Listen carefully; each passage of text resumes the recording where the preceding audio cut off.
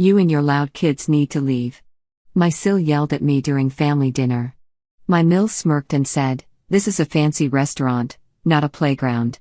Before I could say anything, the owner walked over. "Actually," he said, "these kids will always belong here."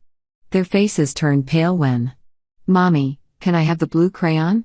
Emily whispered, tugging gently at my sleeve. I smiled, reaching into my purse for our restaurant activity kit, a special collection of quiet toys and coloring supplies I always carry to keep my kids entertained during family dinners. My name is Olivia, and at 35, I've mastered the art of dining out with 3 well-behaved children. Emily, 7, was carefully coloring her kids' menu while Max, 5, was solving a puzzle book. Even little Sophie, 3, was quietly arranging her stuffed animals on her booster seat. That's why my sister-in-law Amanda's shrill voice caught me completely off guard. "Oh my God, not the crayons again. This is Bella Luna, not some chain restaurant." She rolled her eyes dramatically, adjusting her designer dress. "Can't you control your children for one evening?" I took a deep breath, maintaining my composure. "They're being perfectly quiet, Amanda. They're just coloring while we wait for our food." My mother-in-law, Margaret, chimed in, her voice dripping with disdain. "Darling, when Amanda was young, she knew how to behave in upscale establishments. Perhaps if you spent more time teaching manners instead of whatever this is," she gestured dismissively at our activity kit. I felt my cheeks flushed, but kept my voice steady. My children are well behaved, but not disturbing anyone. The truth was, this dinner was already tense before we even arrived. It was supposed to be a celebration of my father-in-law's retirement, but like every family gathering since I'd lost James 2 years ago, it felt more like an endurance test. My late husband's family had always been particular, but without him here to run interference, their judgment had become increasingly harsh. "Well," Amanda sniffed, checking her reflection in her phone camera. "When Thomas and I have children, they'll know better than to turn fine dining into a daycare center." Just then, Sophie accidentally knocked over her water glass. It didn't spill on anyone, just a small puddle on our own table, but Amanda leapt up as if she'd been scalded. "That's it," she screeched, drawing attention from nearby tables. "I can't take this anymore. You and your unruly children need to leave." Now Emily's lower lip trembled as she carefully put down her crayon. Max clutched his puzzle book to his chest and Sophie's eyes filled with tears. "Amanda, lower your voice," I said firmly, reaching for napkins to clean up the small spill. "You're the only one causing a scene." "No. Amanda's right," Margaret declared, lifting her chin. "This is a high-class establishment, not some playground. James will be mortified to see how you've let things slide since," she paused, her implication clear, "since he died." My father-in-law, Gerald, sat silently, staring at his menu while Thomas, Amanda's husband, suddenly became very interested in his phone. Neither man was willing to stand up to their wives, even for their grandchildren, niece, and nephews. I stood up slowly, my heart pounding, but my voice steady. "We'll leave, but not because we've done anything wrong. We'll leave because I won't subject my children to this kind of treatment." As I helped Sophie out of her booster seat, I saw a familiar figure approaching our table. Marco Salvatore, the restaurant's owner, was walking toward us with purpose in his stride. I'd never spoken to him directly, but everyone in town knew his face. "Is there a problem here?" he asked, his Italian accent warm, but his eyes serious. Amanda straightened up, adopting her most charming smile. "Oh, Mr. Salvatore. We're so sorry for any disruption. We were just explaining to my sister-in-law that this isn't really an appropriate place for small children." Marco's expression shifted as he looked at my kids, then back at Amanda. "Not appropriate? That's interesting, considering these children have been here many times before." Margaret's perfectly penciled eyebrows shot up. "That's impossible. We're regulars here, and we've never seen them." "No." Marco agreed. "You wouldn't have. They usually come for lunch with their father." He turned to me, his eyes softening. "You must be Olivia. James spoke of you often." The mention of my husband's name made my heart catch. You knew James?" Markham nodded, pulling up a chair to join our table uninvited. "Knew him? Signora, your husband saved this restaurant 10 years ago, When the bank was ready to foreclose, James structured a deal that kept us afloat. He believed in our vision when no one else would. He never wanted recognition, said the food was all that mattered. He smiled at my children. He used to bring Emily here when she was just a baby, said the smell of our bread reminded him of his grandmother's kitchen. I felt tears pricking at my eyes. James had never mentioned this. It wasn't his way to brag about helping others, but it was exactly the kind of thing he would do. Marco continued, his voice carrying clearly to nearby tables. These children will always belong here. Their father helped ensure this place would exist for them to enjoy. He turned to Amanda and Margaret, his expression cooling significantly. Perhaps it is those who judge children for their natural joy who do not understand the true spirit of Italian dining. In my country, family is everything. The silence that followed was deafening. Amanda's face had turned an interesting shade of red, while Margaret seemed to be having trouble maintaining her usual superior expression. Marco turned back to us smiling warmly. Now I believe it's time for the special dessert course. Emily, would you like to help me in the kitchen? Your father told me you loved to bake. Emily's face lit up as she looked at me for permission. I nodded, watching as Marco took her small hand and led her toward the kitchen. Max and Sophie following excitedly behind. Left at the table with my in-laws, I felt a strange sense of peace. You know, I said quietly. James always said this place felt like home. Now I understand why. The atmosphere at our table shifted dramatically after Marco's revelation. Amanda sat in stony silence, aggressively stabbing at her pasta while Margaret seemed to have lost her appetite entirely. My father-in-law, Gerald, however, had tears in his eyes. I remember when this place was just a hole in the wall. He said suddenly, his voice rough with emotion.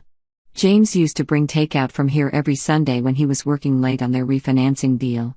He said the owner reminded him of his grandfather. It was the most Gerald had spoken about James since the funeral. Just then, my children returned from the kitchen, their faces glowing with excitement and dusted with a bit of flour. Mommy, Max exclaimed, trying to keep his voice at what he called his inside level despite his enthusiasm.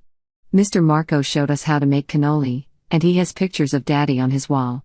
Sophie nodded vigorously, clutching a small paper bag.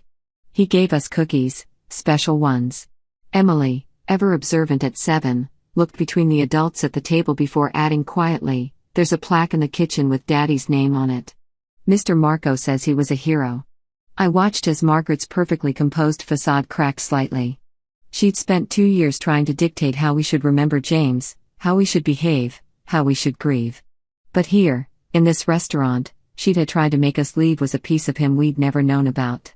Marco returned to our table carrying a tray of desserts that hadn't been on the menu. These were James's favorites, he said, setting them down. He would order them every time he came in for our Friday lunch meetings. Friday lunches? I asked, surprised. But he always said he had client meetings on Fridays. Marco smiled knowingly. He did. But he also made time to help me with the books, teach me about business loans, show me how to make the restaurant more profitable. He said everyone deserves a chance to build something lasting for their family. He looked pointedly at Amanda and Margaret. All families. Amanda shifted uncomfortably in her seat. I didn't know James was involved with this place. There's a lot you didn't know about my son, Gerald said suddenly, his voice stronger now. You didn't just work at the bank, Amanda. He built relationships. He helped people. He turned to me, his eyes wet. Olivia, I'm sorry. We've been so wrapped up in maintaining appearances. We forgot what James really valued. Margaret started to say something, but Gerald held up his hand, silencing her for perhaps the first time in their marriage. No, Margaret. Enough. Look at these children, our grandchildren. They're not being disruptive. They're being curious, engaged just like their father was. Marco nodded approvingly before being called away to another table. As he left, a young waitress approached with a small leather-bound book. "Mrs. Harrison," she said, addressing me. "Mr. Salvatore wanted you to have this. It's a collection of recipes your husband helped save when we digitize our systems. He wrote notes in the margins." I opened the book with trembling hands. There in James's familiar scrawl were little notes about each dish. "Emily would love the chocolate in this," said one. Need to bring Max here when he's old enough to appreciate the tiramisu, said another. The last entry was dated just a week before the accident. Sophie's first birthday coming up. Maybe Marco will help me plan something special. He never got to. I started my voice catching. But we can, Emily said firmly, sounding so much like her father. It made my heart ache. Mr. Marco said we can come back anytime. He'll teach us all Daddy's favorite recipes. Thomas, who had been quiet throughout the evening, finally spoke up. Amanda, he said softly. I think we owe Olivia and the kids an apology. Amanda looked like she'd bitten into something sour, but before she could respond, something remarkable happened. Sophie, my youngest, walked over and placed her paper bag of cookies on Amanda's plate. Daddy always said sharing makes things better, she said with the simple wisdom of a 3-year-old. You can have my cookies, Auntie Amanda. The gesture seemed to deflate whatever argument Amanda had been building.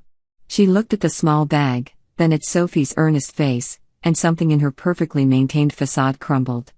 I'm sorry, she whispered, then louder. I'm sorry, Olivia.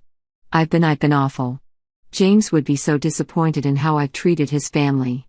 Margaret still sat rigid in her chair, but I could see her fingers trembling as she reached for her water glass. The carefully constructed world she'd built where appearances mattered more than feelings and propriety trumped family was cracking at the foundations. Maybe, I said, choosing my words carefully, we could make this a new tradition. Friday family dinners here in James's honor. The children could learn about their father's legacy, and we could all remember him the way he'd want to be remembered, bringing family together over good food. Gerald was the first to respond. I think that's a wonderful idea. He looked at his wife and daughter. What do you say? Ready to learn what this place meant to James. 1 year later, I sat at our regular Friday table at Bella Luna watching Emily help Marco knead dough in the open kitchen. Max was carefully setting the table with Sophie trailing behind him, placing the special children's menu as James had apparently helped design years ago. The changes in our family over the past year have been remarkable. Margaret, who had once insisted on formal dress codes and perfect manners, now wore an apron covered in flour as she learned traditional Italian cooking alongside her grandchildren. Her perfectly manicured nails were often dusted with ingredients, and she seemed younger, somehow lighter. Olivia, she called from the kitchen doorway, come taste this sauce. I think I finally got James' recipe right. It still surprised me sometimes, this new version of my mother-in-law. After that first revealing night, she had thrown herself into learning everything about James's connection to Bella Luna. Each discovered detail seemed to crack her rigid exterior a little more until the real person underneath began to emerge. Amanda had changed too. Her designer dresses were still present at our family dinners, but now they were often protected by one of Marco's spare aprons as she learned the art of pasta making. Her pregnancy announcement 3 months ago had come with a humble request. She wanted her child to grow up knowing this side of their Uncle James.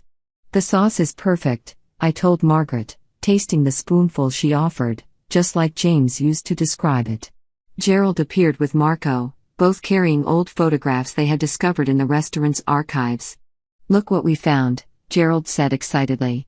James' first meeting here when he was just starting at the bank, Marco kept everything. The photo showed a younger James, his tie loosened, sitting at what was now our regular table with a much younger Marco. They were both laughing at something, plates of food scattered between stacks of papers. He saw something special here, Marco said. His accent still strong, but his English much improved after a year of teaching cooking classes to our family. Not just good food, but heart family. He understood that's what makes a restaurant truly great. Sophie climbed into my lap, her small fingers tracing the image of her father's face. Daddy's laughing, she said simply. He was always laughing here, Marco confirmed. Even during the hard times when we were close to losing everything, he would say, Marco, as long as there's good food and family, there's hope. Thomas walked in then, carrying a large gift-wrapped package. Found it, he announced. The sign company finally finished it. We gathered around as he unwrapped the present, a beautifully hand-carved wooden sign that would hang in the restaurant's entrance. It read, in memory of James Harrison, who believed in good food, strong coffee, and the power of family. His legacy lives on in every meal shared here. It's perfect, I whispered, feeling the familiar mix of joy and sadness that came with these discoveries about James. Marco beamed with pride. Now everyone who comes here will know his story. And speaking of stories, he waved to his daughter, Maria, who brought out a leather-bound book we had all grown familiar with over the past year. It was our family recipe book, started with James' original notes, but now filled with our own additions. Emily's first successful batch of marinara sauce, Max's creative pizza toppings that had actually turned out delicious, Sophie's special way of arranging the antipasto platter. Even Amanda had contributed, combining her flair for presentation with traditional recipes. Time to add another one, Marco announced. Margaret's perfected sauce recipe deserves a page. As we gathered around the book, I couldn't help but marvel at how much had changed. A year ago, this family had been fractured by grief and rigid expectations. Now here we were, flower-dusted and laughing, united by James's hidden legacy. You know, Gerald said, putting his arm around Margaret. James would love this. Not just the cooking and the food, but this all of us together, making new memories while honoring the old ones. Margaret wiped a tear with a corner of her apron. He always knew better than us, didn't he? About what really matters. I looked around at our transformed family, Emily proudly showing Marco her perfected dough kneading technique, Max and Sophie decorating cookies with Amanda, Thomas photographing every moment. The form of dinners and stiff conversations have been replaced by something real, something warm. To James, Marco said, raising a glass of wine, who gave us more than just financial advice. He gave us the recipe for bringing family together. We all raised our glasses, even the children with their special juice cups, and I felt James's presence stronger than ever. Not in the formal family portraits Margaret used to insist on or in the rigid rules of behavior Amanda used to enforce, but in the laughter, the messy aprons, the imperfect, but love-filled attempts at recreating his favorite dishes. This was his true legacy, not just saving a restaurant, but creating a place where his children would always belong, where his family would learn to break bread and barriers together, where love mattered more than appearances. And as I watched Sophie attempt to teach Margaret the proper way to twirl spaghetti, like Daddy showed me in heaven, Nana, I knew that sometimes the most precious gifts are discovered in the most unexpected moments, even when they start with someone trying to throw you out of a restaurant.